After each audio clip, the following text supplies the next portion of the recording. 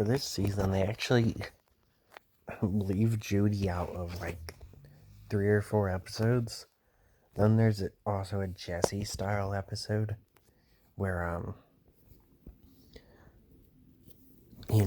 if you watch Jesse, there would be episodes where they would just have the characters pretend to be different characters. But you can tell it's like the exact same characters. They just have one of the characters tell a story.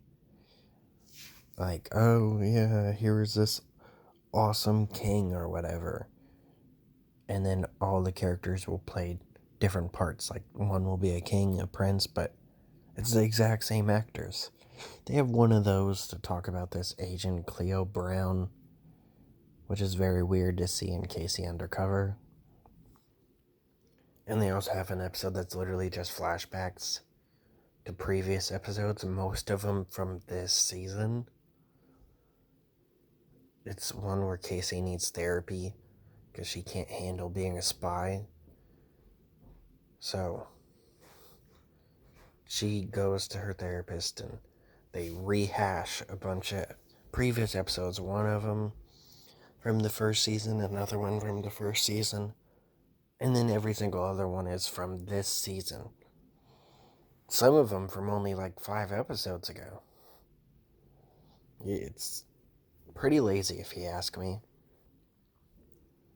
Oh, and there's also an episode where this guy gets framed for being an art thief, and he's played by,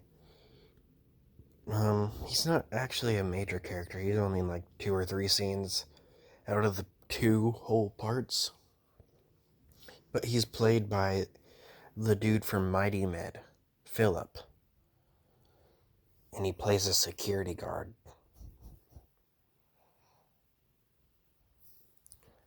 And, yeah, he doesn't really do much, but, yeah, they reuse him.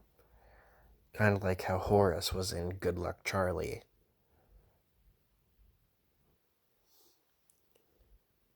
But yeah, this season was definitely funnier most of the time.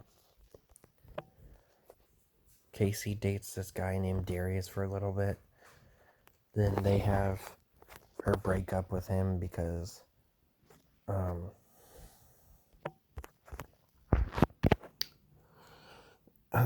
Abby's gonna kill him or whatever. So then we never see him again, even though he was a reoccurring character before they started dating. So they never bump into each other in the hallway at school or anything. And speaking of school, Ernie starts going to school. We never saw him at school, not even once in the first season. But we see him at school a few times this season. And he goes to the same school as Casey. And the whole Abby thing was very boring to me. And the show doesn't do anything with it until 16 episodes after they set it up.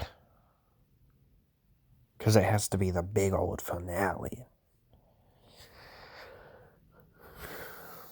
And then they also set up that Zane's going to be the villain from season 4, season 3. Which I also thought was kind of lazy, since he was already a minor villain in season 1. We also see Brett like twice, but not in a major role, thank God, because I really didn't like his character. Just Casey using like this machine. Actually, we only see him once. He's mentioned twice.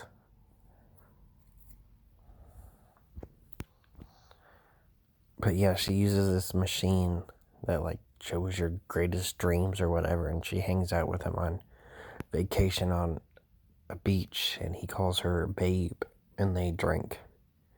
It's odd, but it's clearly the actor. Yeah, that's about it. Not much to this show or this season. It was funnier at times than season 1, and other times it really wasn't that funny. And they completely forget about memory spray because there is like a lot of episodes where they could have used it this season, but they just don't. But they do mention it in the finale simply because Marissa is found out to, actually know the Coopers are a spy family. Because it was supposed to be a hidden secret that only her and Casey knew, and then later Ernie and Judy found out. But still, the parents didn't know. Which is, very similar to the Thundermans and how Phoebe and her friend Cherry, they still knew each other, but the parents didn't know that. I don't remember how they do it in that one. Yeah, I guess that's about it.